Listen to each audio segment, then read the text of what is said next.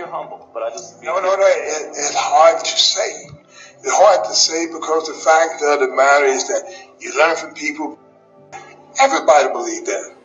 I'm telling you, I even when I remember when I was getting ready to fight George Foreman, and Joe Frazier was mad with me. He was upset because he thought that George Foreman gonna do me the same way that he got done. Because he realized George Foreman was so bigger than him, and so now Joe Frazier was bigger than me then, and so he think that George Foreman gonna do that to me.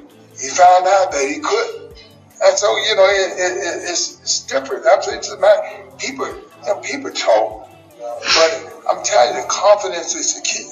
That confidence is that faith. That's one thing that I really know that Deontay got. He got confidence.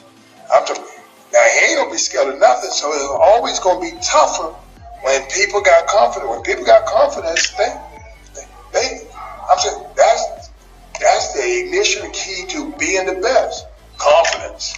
And when people can look at you and scare you a little bit, then your confidence is not that great. But confidence in what you do when that bell ring, when that bell say ding ding, then you see how people come out there and what they do. The only thing that Wiki said so far, every time the bell ding ding, Deontay go out there and take care of business. And never making no excuses. His footwork can be off, but he still go out there and take care of business. You make mistakes. Who don't make mistakes? Everybody make mistakes. But it's obvious that you win with the stuff that you do right. Don't nobody ever talk about what you did right. I hear them. What did it do? He wobbled, and I got him out of there.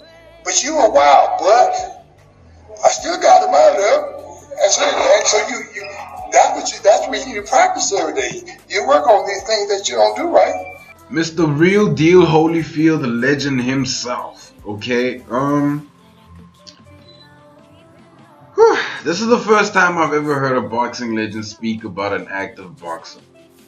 First time ever. I've never heard this. Maybe it's slipping my mind. Maybe I'm not consciously thinking of another that happened recently.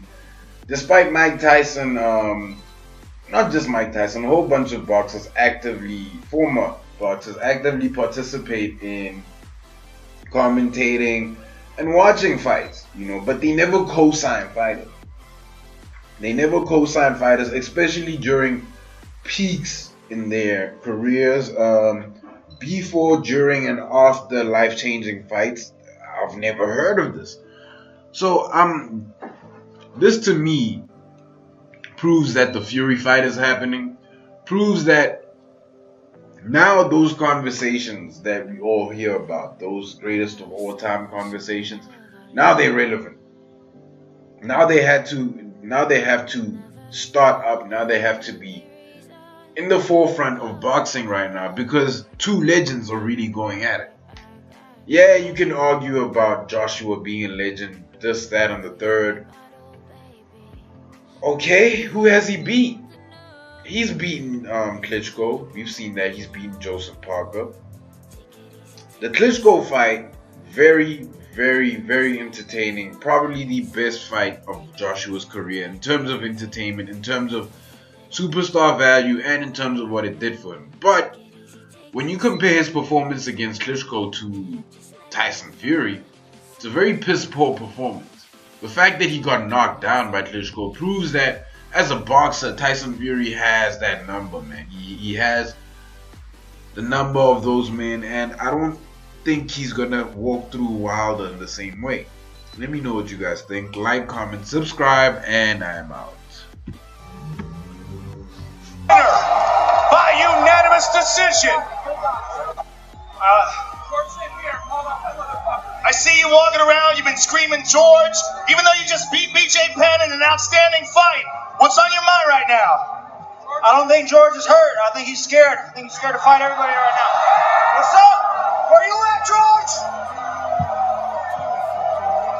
This is obviously... Thank you very much for giving me this. And I appreciate my fans also. My wife and my girlfriend Yeah, I mean my wife. Yeah, I mean my wife. Yeah, sorry to say.